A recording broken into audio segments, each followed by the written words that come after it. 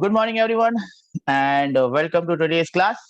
Well, there was a problem in the last one, so we'll start today's class with the same heading, and the heading goes by the name Change in Potential Energy. We have seen different types of potential energies. I'll just give you a quick recap of what we have done in the previous classes so that we can come to speed.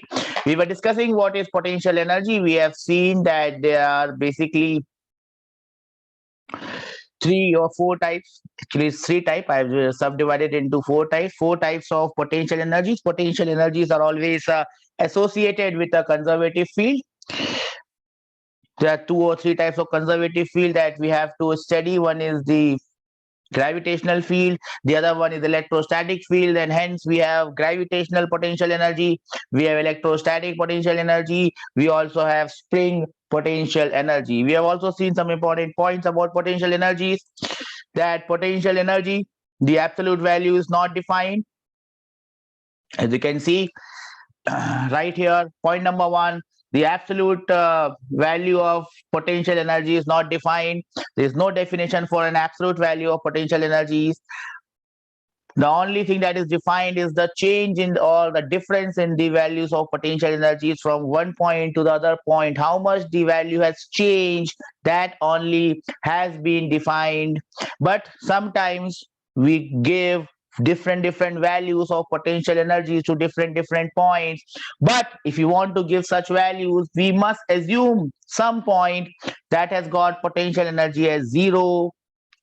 Well, it can be a real point where potential energy is actually zero. It can be another point where potential energy is not zero, but we are assuming it to be zero. In case of gravitational potential energy, normally we will take the level ground level as the point of zero potential energy. If we take it that way, the yellow one, the yellow dot, we take ground as our point of lowest potential low, as the point of zero potential energy, then anything above it will have positive potential energy plus mgh, anything below it will have negative potential energy minus mgh. That is the convention that we follow. Usually we take ground as zero level, but sometimes I I always believe that I have one principle and I follow it. So my principle of following gravitational potential energy, instead of taking it as zero at ground. Now, normally most of the questions that you will see, most of the questions, uh, ground will be your lowest level. There will be nothing under the ground in the questions that we are going to see. But sometimes ground is not there. If ground is not there, then which point you will take gravitational energy as zero. As I told you, you can take any point where you can assume that the gravitational potential energy is zero. I also told you that the actual point where the gravitational potential energy created by Earth and any other body is zero is when the body is at infinite distance, very far away from Earth. That is the point actually where the gravitational potential energy of the system is zero. But for all practical purposes, you don't have to go to that point. You can just imagine that it is zero on ground. But again, I will tell you my way of doing it. Sometimes ground is not there. If ground is not there, then what do? Don't worry. You can take the lowest point. You can take the lowest point that you see as potential energy zero. If you take lowest point as zero, everything will be above it, and everything will have positive potential energies. So you can also take it that way. There will be questions where things will be moving in circles, and we'll be solving those questions now in circular dynamics. And that in those questions we will not find any ground. So where will you take potential energy zero? Well, just take the lowest point. Don't worry. Just take the lowest point. You can also take the highest point whose potential energy is zero, but then everything else will become negative. I don't like negatives in my life. I only want positives in my life. This is what I've lived on. So basically, I don't want to use negative. So what I do, I take the lowest point as zero energy, lowest point as zero energy. So everything will be above it. If everything is above it, everything will have positive values. My lowest point will have zero value. So you can add it here. For gravitational potential energy, you can assume ground as zero, or you can assume the lowest point. Whatever lowest point you find, you can assume that that lowest point has gravitational potential energy zero. You can take any point whose energy is taken as zero. Doesn't matter. It does not make any difference to anyone's life. As I have told you, that the absolute value is not defined. It's only the difference that has been defined for spring. That is the second thing. Most of the question that you will see, whether it will be a question of things moving in a circle or it will be a question of spring. Sometimes it will be a question of both, when bodies are moving in circle and also spring is coming into the picture. Now for spring, what we have taken is that when the spring is in its natural length, when the spring is at a natural length, that means the spring is neither compressed nor stretched, natural length, no extension or no compression. In that case, we take energy as zero, the spring potential energy is zero. It is actually zero as well. So this point is there only. So that point is actually zero. We are also taking it at zero. So spring potential energy, when the spring is in its natural length, is taken as zero. If the spring is extended, it is also positive. Remember, if the spring is compressed, it is also positive. So spring potential energy is never negative. And how much is that? We have already seen it in the green box. Green box is for expansion. It is plus half kx square. We have also seen it in the pink box. Pink box is in compression, but it is still equal to half kx square. I hope I have made some sense. And I have brought you two pays for this class because we had missed one class. That's why it was important for me to bring you to pays. Now, we have to define what is change in gravitational potential energy. This definition should have come at the very beginning, but I did not do it at the beginning because if I give you a very complex definition, which might look very complex, a very complex or a very difficult looking expression in the first case, it becomes very easy. Oh, sorry. It becomes very difficult for you to understand what may be a very easy thing. So I did not want to stretch or stress too much into the definition of this thing, because its definition is basically for your academic purpose. Even if you don't understand the definition or you are not able to fully comprehend it, it is hardly going to make any difference in solving any question. So I'm not stressing too much on the definition, but it would be a very nice thing. It would be an icing on the cake if you can remember the exact definition of what is change in potential energy. Now, whether it is change in gravitational potential energy, you just add the term gravitation, or whether it is change in electrostatic potential energy, you just add the term electrostatic and your definition becomes very clear. I hope everyone is there with me. Can I have some raised hands that we are following, sir? You don't have any problem. We are following because I don't see anyone. So that is the problem. I don't see. I don't know what you are understanding. Change in gravitational potential energy is the first thing that we are going to do in today's class. I'll give you a minute. If there's any doubt up till now, please ask. I'll give you a minute to think about it. I'll give you a minute. Till the time, I will just change the screen and I'll give you a minute. If there's any problem up till now, please come up.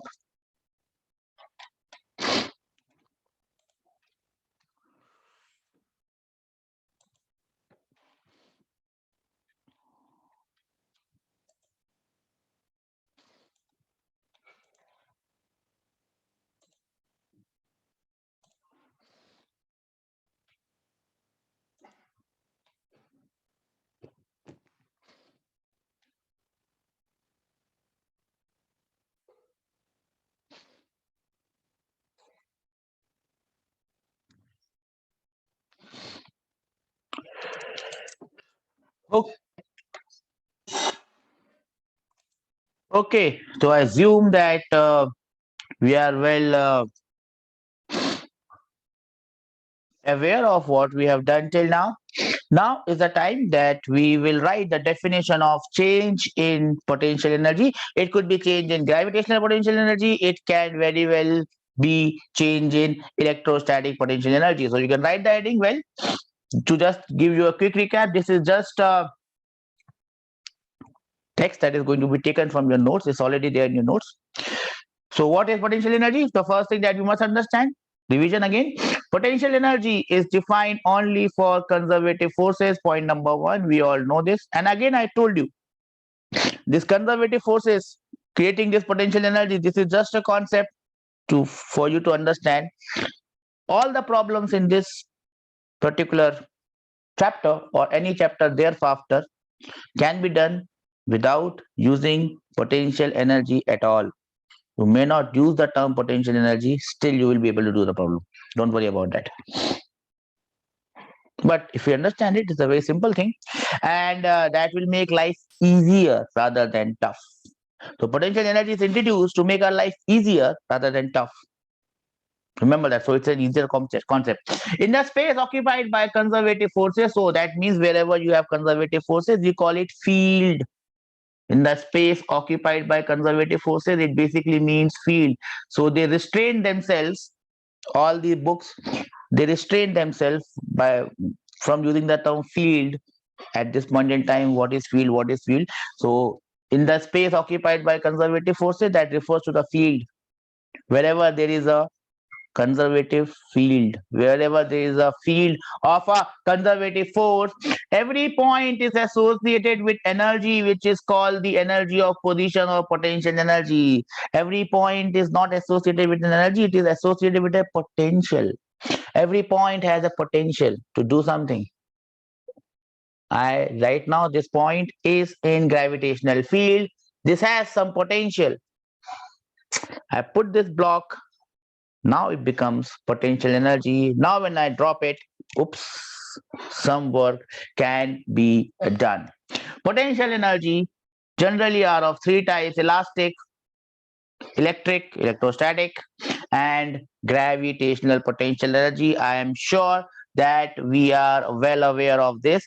Now how it is defined? So this is how it is defined: change. Now, whenever I say change, change is always final minus initial.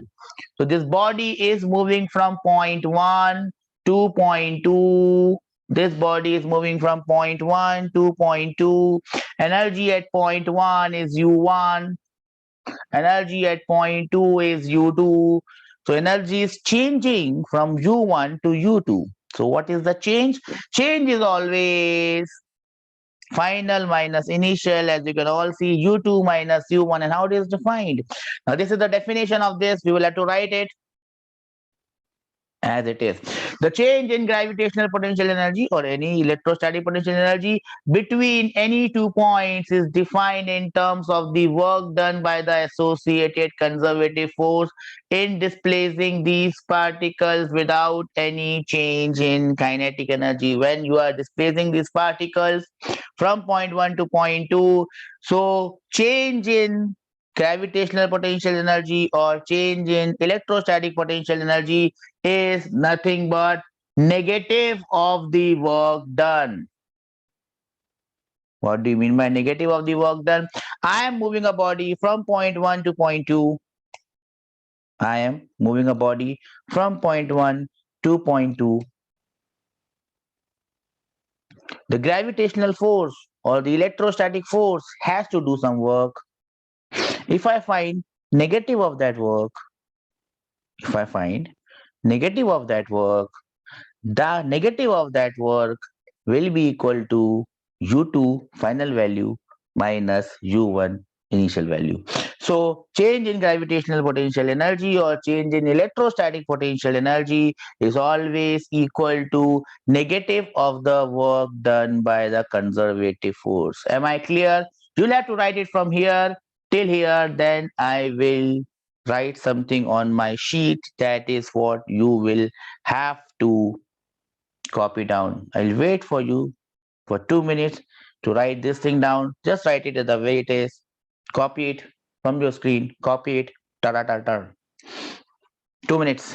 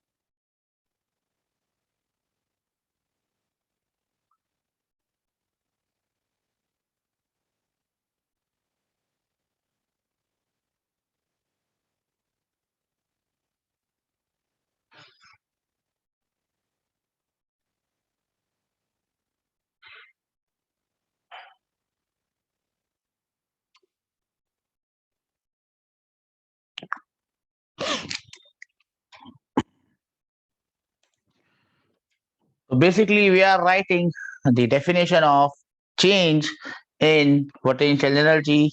You can see it on your screen. Change in potential energy is negative of the work done by the conservative force in moving the body from A to B. If at point A energy is U1, if at point B energy is U2, change will be U2 minus U1. We have already discussed that. That will be negative of the work done. So just note it down from your sheet, from your, so is already in your sheet. So you must be having it with you. You note it down from there, or you can look up on the screen right there and you will find it on your screen. Once you are done, I'll wait for you for 1 minute and then we'll proceed.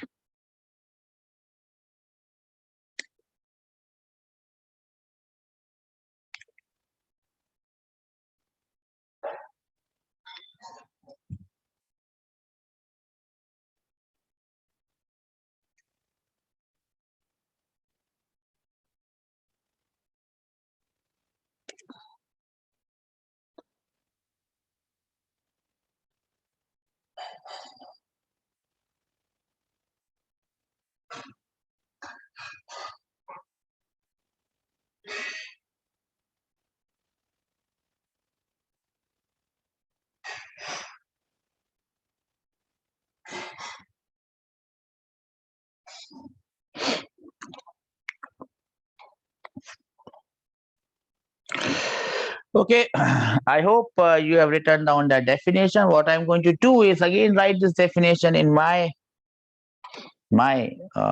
terminology. So how will I write the definition of change in gravitational potential energy? So delta standing for change, U standing for potential energy, delta U standing for change in gravitational potential energy from point 1 to point 2, and this will be equal to negative of work done by the conservative force in moving the object from point 1 to point 2. That is how you will write it. Delta U from 1 to 2 is negative of work done by the conservative force in moving it from point 1 to point 2. Now, this work done can be written in the form of an integral, which is there in the note. So you can write it as negative of work done from position R1 to position R2, F dot dr, both being vectors. I hope we all understand this. Simple, straightforward. I've already told you that I always use delta for work done because that reminds me that work done is always between 2 points and it's not an instantaneous thing. Work cannot be done instantaneously. It has to be done when the object is getting displaced. There is one initial position and there is one final position, and work can only be done between those two positions. Okay, now whenever I write delta u, whenever I write delta u, delta always means change. Now I'm going to write a change is always final minus initial, so okay, change is always final minus initial, so it becomes u2 minus u1. U2 minus U1 final minus initial, that must be equal to negative of work done by conservative forces. Now instead of writing it as conservative forces, I will just write it as G. G becomes gravitational force. So most of the time we will be dealing with gravitational forces. So, okay, you may not write G, you may just keep it as C. So it is will be U2 minus U1 will be equal to negative of work done by the conservative force. There is one negative over there. I can bring it to the side. So instead of writing it in this form, see, I can call this form as form number 1. Well done. I can call this form as form number 2. Very well done. But they are same. They don't mean different. They might look different. They mean the same thing. They mean the same thing. One is written in a very short form. The other one is written in more descriptive one. Now, if I take the negative from the other side and bring it to this side, I can write it like this: U1 minus U2, initial energy minus final energy. Whenever I write it as initial minus final, I'll just again mention it. This is blue. Final minus initial is always change. Final minus initial is always change. Whenever I would use the term change or physics may wherever you find in a definition change is always final minus initial. Don't forget that, bacha. But on the other hand, but let me first complete this. So if I take the negative from that side and bring it here, it will become U1 minus U2 equates, oops, wrong color. U1 minus U2 equates work done by conservative forces. The negative has been transformed to this side. So you can also write it in this fashion, third number, third form. Doesn't matter. It's simple. Just written in a different way. Now, whenever I write it as U1 minus U2, U1 is initial, U2 is final. I'm writing it as initial minus final, initial minus final. What I mean is always difference, the difference in the energies. So whenever I use the term difference in energies, it is always initial minus final. Whenever I am using change, it always means final minus initial. At the end of the day, whether I write it in the form of 1 or 2 or 3, I am moving, I am meaning the same thing. Nothing has changed. Now give you a minute to write this. If you have any doubts, please come up.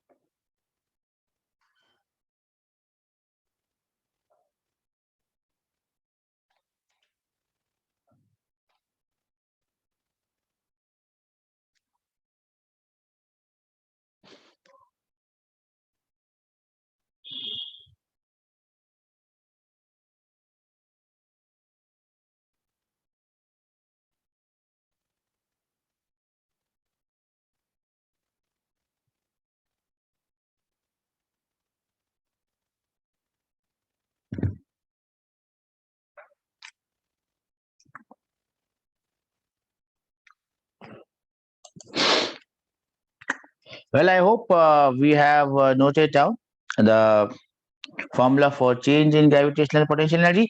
But as I said, sometimes we want to give absolute values to gravitational potential energies or electrostatic potential energies. Now, to give absolute values, we must assume a point which has got zero gravitational potential energy or zero electrostatic potential energy. In most of the cases, that point is at infinity. One or two cases, that point is also not there. But in most of the cases, that point is at infinity. And hence, if we want to find out or write the definition of absolute values, we have to find a point whose energy can be taken as zero. Normally, that point is at infinity. So now you can write it in this fashion. We can define a unique value of potential energy only by assigning some arbitrary value to a fixed point called the reference point. If I want to give values to all these points, how much is the energy here, how much is the energy here, actually it does not mean anything because absolute value is not defined. But if I want to give it this point a value or this point a value, I must have a point where is zero. See, without zero nothing is possible. There's a very famous song of Mr. Manoj Kumar ji in the movie Upkar. शून्य और दिसंबर दिया भारत ने, और जब तक भारत ने दिशा वो नहीं दिया होता तो काउंट करना मुश्किल था, चांद की दूरी का अंदाज लगाना मुश्किल था. So basically what it means, yes. Do you see that movie, sir? Yes, but I have seen that movie, Upkar. Famous movie, no, sir? Yes, it's famous. Who is this?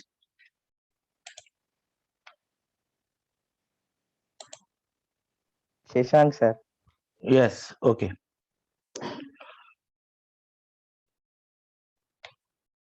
How can you speak? You are on mute. You can't unmute yourself.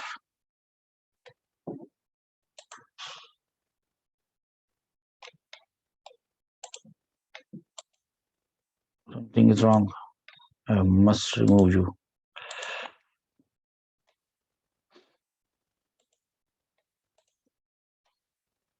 Okay, maybe someone got into the room and he was trying to act smart. Anyway, so what I was saying, I forgot. Okay, so if there is no zero, you cannot count. You don't know. If there is no zero, you can't give values to points. Where have you find that zero for potential energy? Whenever and wherever possible, we take the reference point at infinity and assume the energy to be zero at that point. I told you that. But in case of questions that we are going to do in this chapter, any point will do. Ground will be good enough. So if we take one point as infinity and other point as your position, then from equation number 1, you can write potential energy in this fashion. The initial point becomes infinity. So you are bringing something from infinity and putting it at some point. So energy at any given point, if we assume at infinity energy is zero, we can write the energy at this form: energy at any particular point in the following form. First point becomes infinite and the second point becomes your point where you want to calculate the energy. So what you're going to do is you are going to write it from here to here. So basically it is to tell you that if the difference is taken at infinity, whose energy is taken as zero, this is how you can define the energies of all the points in the known or the unknown universe. I'll again dictate the rest of the things so you can note it down in one go and I don't have to repeat it again. In case of conservative forces, potential energy is equal to negative of the work done in shifting the body from the reference position to the given position. This is how you can define an absolute value of potential energy. Though this definition is not foolproof because absolute values are not defined, but you might find it in some books. So this is how it is defined. This is why in shifting a particle in conservative field, if the particle moves opposite to the field, work done by the field will be negative and so the energy will be positive. If you don't understand this, let go. Don't have to understand this. See, there might be things that once you read it for the first time, they look very difficult. Instead of reading them for the first time, if you can do some questions, then that reading will not be necessary because you understand them. So you may not write this entire Ramayana. At the end of this, you just have to write it from here, from the open column, open bracket to the close bracket. Note it down. I'll give you a minute. If there's anything, you should be able to ask me.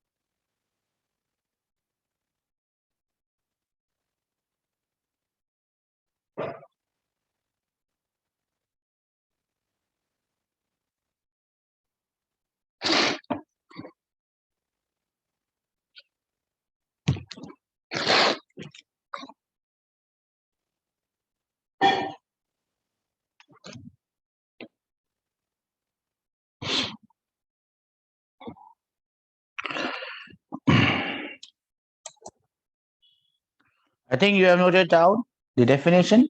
This becomes the definition of absolute value of potential energies.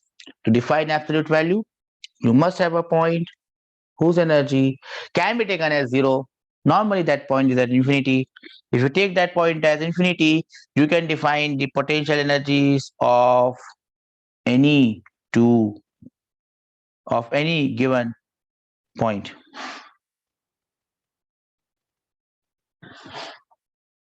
Of any two given points. Okay, I hope you have noted it down, and let us now put this to use. Let us now put this to use and see how it is going to help us. And the way we are going to do it is to understand the definition of this thing. If you understand the definition, you will say, oh, wow, this definition now means this. Now, instead of using it like this, we are going to use it like this. So what I'm going to do, just to bring in some confidence in the definition, we are just going to do a simple problem. That problem will give you a lot of confidence in the definition, and you'll be able to understand the definition correctly. As you can all see, this is ground, not a problem. Block of mass m at a height h. I can call this point as point A, not a problem. I can call this point as point B. The point where it hits ground is point B.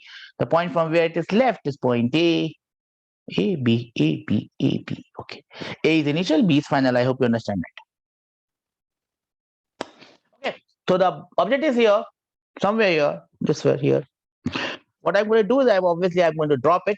Obviously, at this point, it is at rest. So we are going to solve the question, and you will see the beauty of physics. One question can be done in different ways, and it becomes fascinating if you understand it. Fascinating. Okay.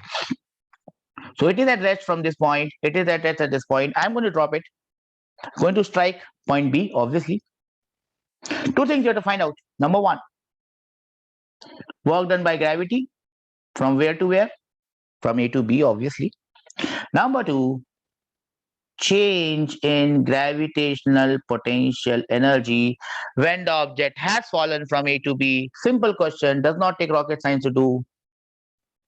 Your turn, do it and prove yourselves. 1 minute, you will get to solve this question. Your time begins now. I'll keep my mouth shut.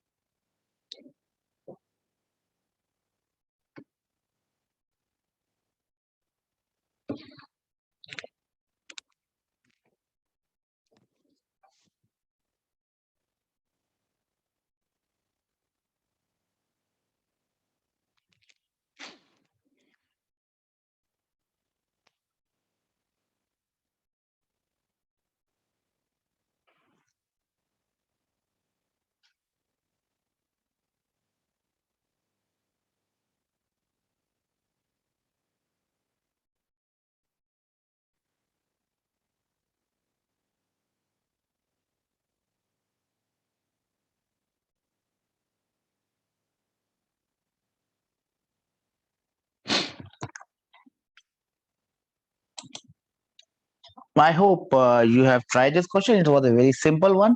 I have to find out the work done by gravitational force. It's very simple. Body is here. It goes to from higher point. It goes to lower point. It is moving downwards. So work done by gravity is going to be positive plus. It moves down by height h, whether it moves like this or it moves like this or it moves like this, whether or it moves like this or it moves like this, doesn't matter. The answer is always equal to plus mgh. Yes or no? Do we all understand this?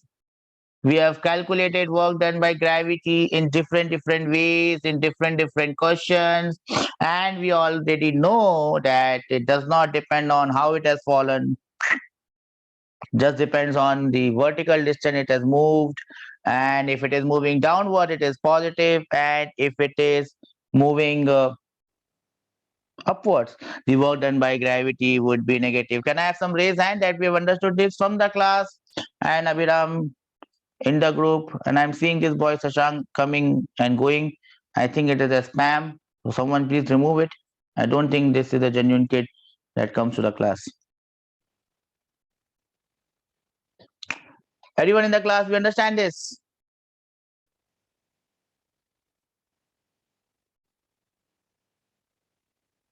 Work done by gravity is plus mgh. Okay. Now let us find out the change in gravitational potential energy, which is delta U. Change in gravitational potential energy. So this will mean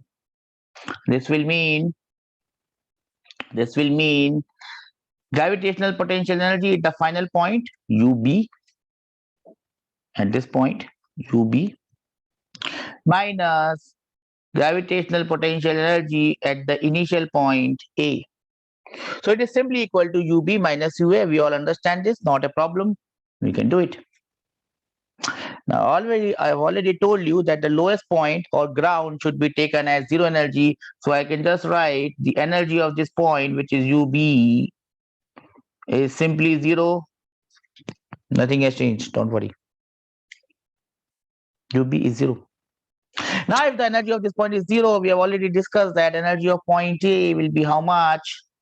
Energy of point A, UA, will be equal to plus mgh. It is above B, so it is plus mgh. Now you can easily calculate the change in gravitational potential energy, UB minus UA. It will be equal to 0 minus mgh.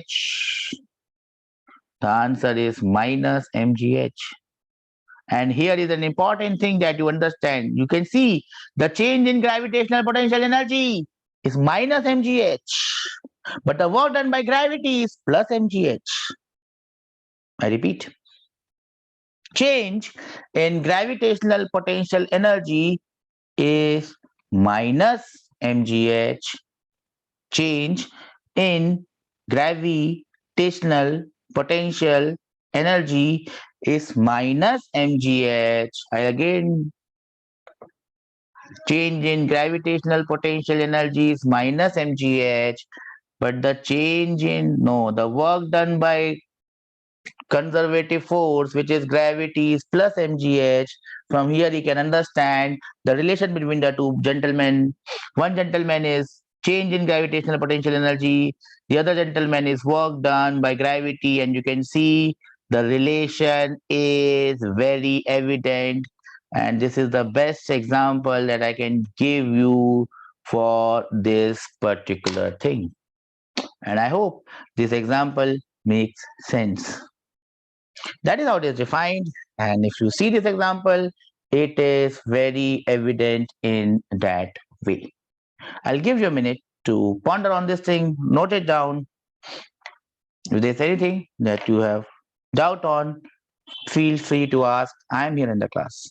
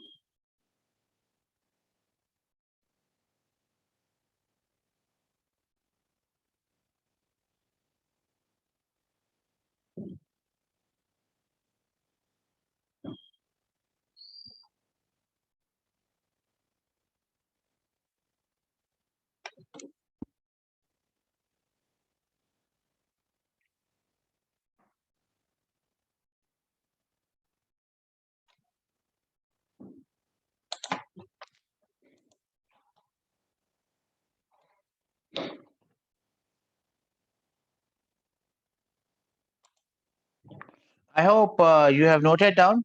That was an example of gravitational potential energy. We'll be doing problems in the next class. Don't worry about that. Before going into the problems, we are also supposed to do one more type of potential energy, which is definitely not electrostatic potential energy, which is spring potential energy. So I'll also give you one problem on spring potential energy, and let us see if we can do it nicely and correctly. I'm going to formulate the problem, and let us see if you can do this. This is a wall, this is a floor. Obviously, everyone can see that. This is a spring, tung, tung, tung. A block of mass m is attached to the spring. The spring is in its the spring is in its natural length. The spring constant of this spring is K. The spring constant of the spring is K. Now from this natural length, the spring is stretched by X. Spring is stretched by X. The spring is stretched by X.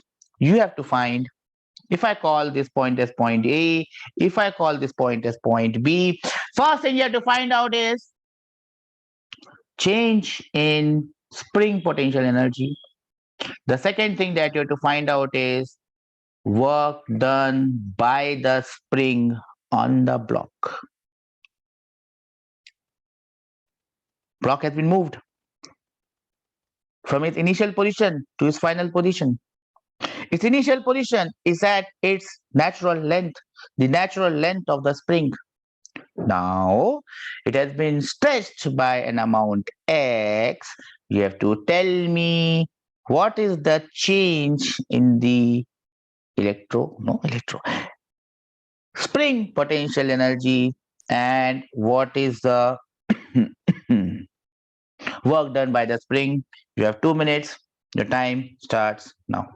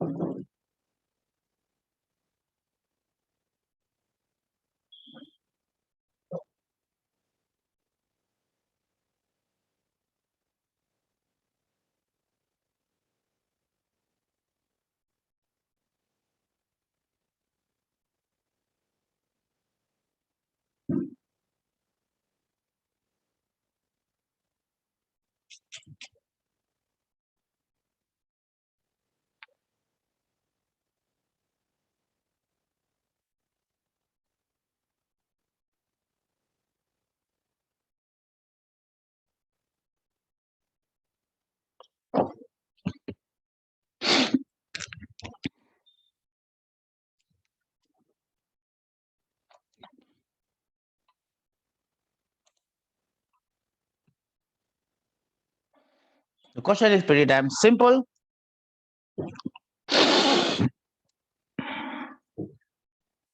I'll give you 1 more minute to do it. Simple. What is the change in spring potential energy? The initial position which will be marked in green is A. The final position which is marked in pink is final. B is final. So I just write it. This is the final position. Point B. This gentleman is the initial position. Point A.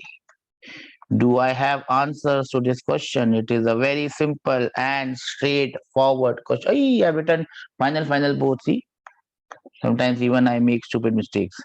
So it is okay to make mistakes. When you are doing something, you are bound to make mistakes, but you got to learn from them. The problem is you make mistakes, you don't learn. That is the problem. Let not that come between you and success. How do you do it? It's very simple. Anyone would like to tell me how to do it? So the first question is, let me just use this pen. The first question is, you have to find the change in spring potential energy. So that will be final energy minus initial energy. The final point is B. So I'll write it as UB. minus UA. It's as simple as that. How much is UB? How much is UA? Everyone knows it. Everyone knows it. UB is plus half kx square. UA is 0. So the answer is half kx squared. This is the change in the spring potential energy, which is marked in yellow. Very simple, and it is coming at positive. Can I have some raise hand that we have understood this? So far, so good. No problems. Simple. Just use what is there, do it, and do it correctly. Can I have some raise hands? Can I have some yes, sir, from students in the class that we understand this, so that I can do the next problem and we can wind off this class. Okay, Abhiram has got it. What about the student in the class?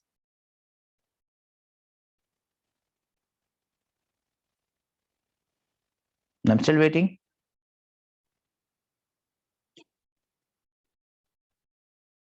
Well, I hope you have understood this. Well, the first question, which is blue question, was straightforward. I had just asked you change in change in spring potential energy, straightforward question. The second question, which I shall now mark in yellow because yellow I have not used. The second question which I have written is change, not change. It is work done by the spring force. Okay, I got the thumbs up from the class. Work done by the spring. Now, if I go back to some 4 or 5 classes before, we did not discuss work done by spring. I told you I am not going to discuss work done by spring. It becomes complicated to understand when it is positive and when it is negative. It becomes complicated. And that is why I did not discuss it then. But now I'm going to discuss it here because now you understand the concept of potential energies. It is very easy for you to understand how much is the work done by spring. I'll still give you a minute. If you can tell me what is the wrong color, what is the work done by spring? You don't have to use rocket science, just follow the definition and get me the answer. What is the work done by spring? You don't have a direct formula to calculate it. I have not told you how to calculate the work done by the spring using integration. So not required. Work done by spring is nothing but negative of change in spring potential energy. We have already calculated that. It is half kx square. So work done would be minus of half kx square. Remember, this is the work done by the spring. Remember that. Work done against the spring is ulta of this. So you have to be very careful about the terms that we are used. This is the work done by the spring on the block.